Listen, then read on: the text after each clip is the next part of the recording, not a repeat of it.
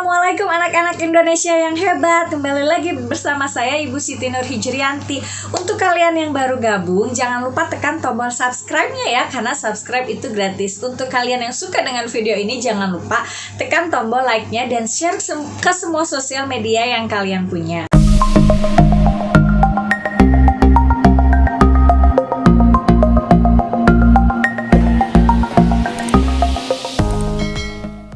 Oh ya, sebelumnya saya mau minta maaf terlebih dahulu karena nanti di video kali ini akan ada backsound yang mengganggu video pembelajaran kita.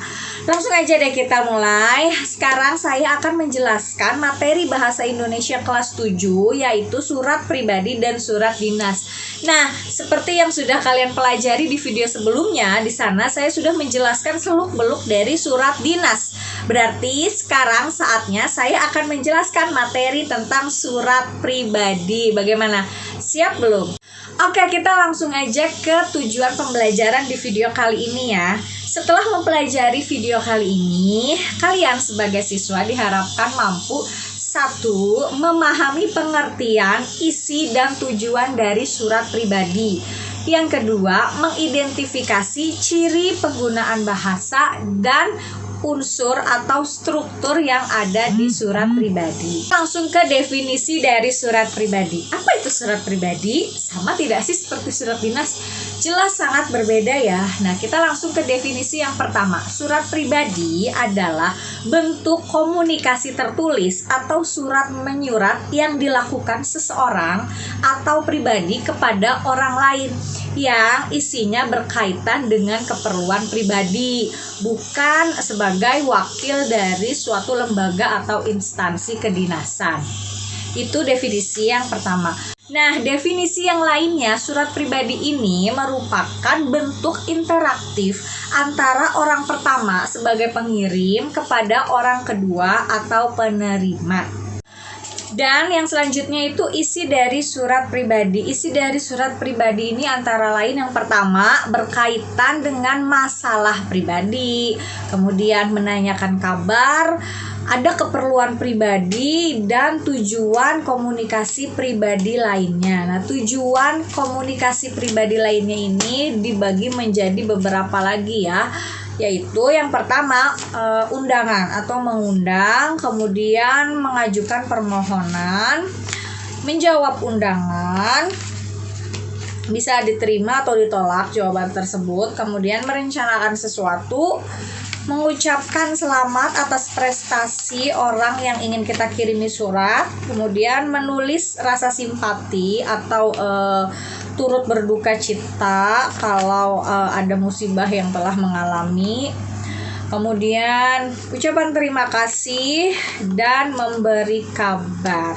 Itu dia tujuan komunikasi dari surat pribadi. Nah, setelah definisi dan isi surat pribadi, sekarang saatnya saya menjelaskan unsur dari surat pribadi tersebut. Apa dia? Nah, seperti biasa saya memiliki singkatan dari unsur-unsur pembentuk surat pribadi, yaitu TAPIPN atau TAPPIPN.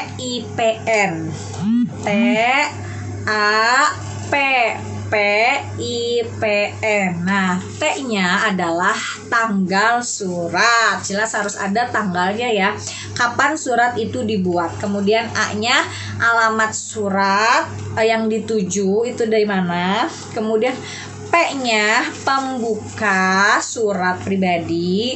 Kemudian pendahuluan, isi, P pendahuluan, I-nya isi, P-nya lagi penutup surat, kemudian N-nya nama dan tanda tangan.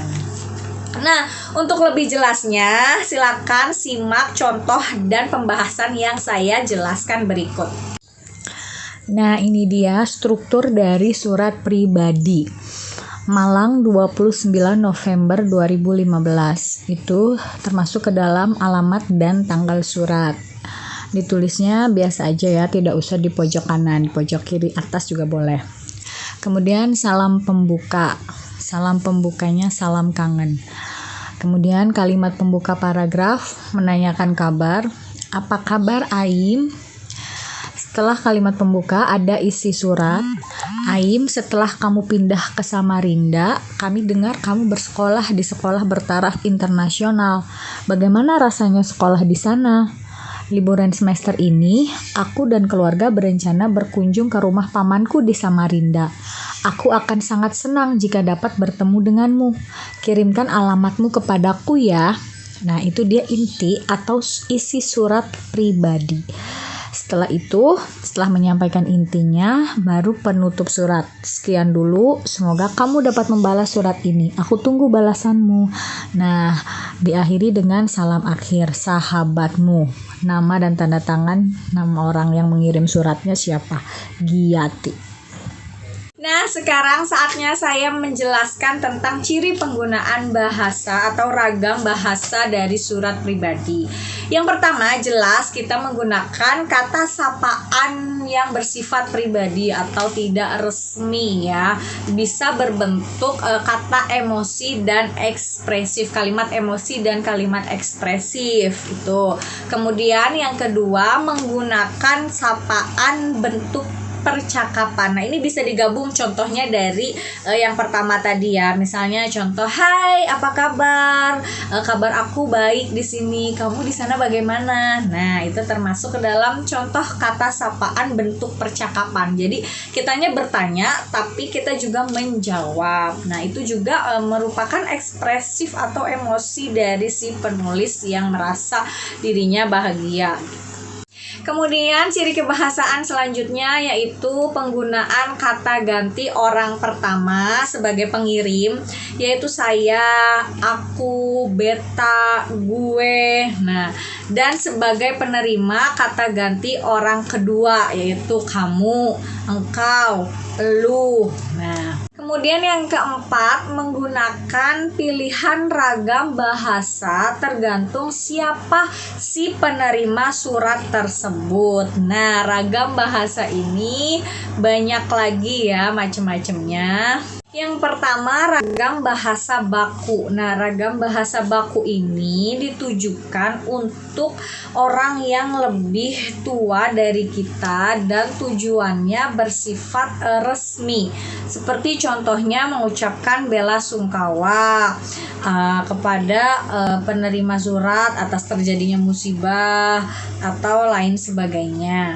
Kemudian ragam bahasa informal atau tidak resmi ini tetap digunakan tetapi harus sopan atau baik. Jadi kita menggunakan ragam bahasa tidak resmi atau bisa disebut tidak baku tetapi tetap sopan gitu. Nah, digunakan dan ditujukan kepada teman sebaya gitu atau kepada yang lebih muda. Nah, yang terakhir ragam bahasa khusus. Ragam bahasa khusus ini contohnya bisa menggunakan bahasa gaul, bisa juga menggunakan bahasa daerah kalian masing-masing. Nah, itu dia materi kita di video kali ini, dari mulai pengertian, isi, tujuan, ciri kebahasaan, dan yang terakhir adalah ragam bahasa baku dari surat pribadi. Juga contoh surat pribadinya sudah saya jelaskan ya. Kalau kalian ada yang masih belum paham, tinggalkan di kolom komentar. Kemudian jangan lupa yang baru gabung, tekan tombol subscribe-nya. Nah, selanjutnya saya akan memberi tugasnya gampang seperti yang sebelumnya. Catatlah hal yang penting dari materi-materi di video kita kali ini tentang surat pribadi. Jangan lupa ya, catat di buku catatanmu hal-hal penting tadi dari awal sampai akhir video. Itu saja mungkin cukup. Semoga video ini bermanfaat. Jangan lupa subscribe-nya dan share ke semua sosial media yang kalian punya. Sampai jumpa di video selanjutnya. Wassalamualaikum.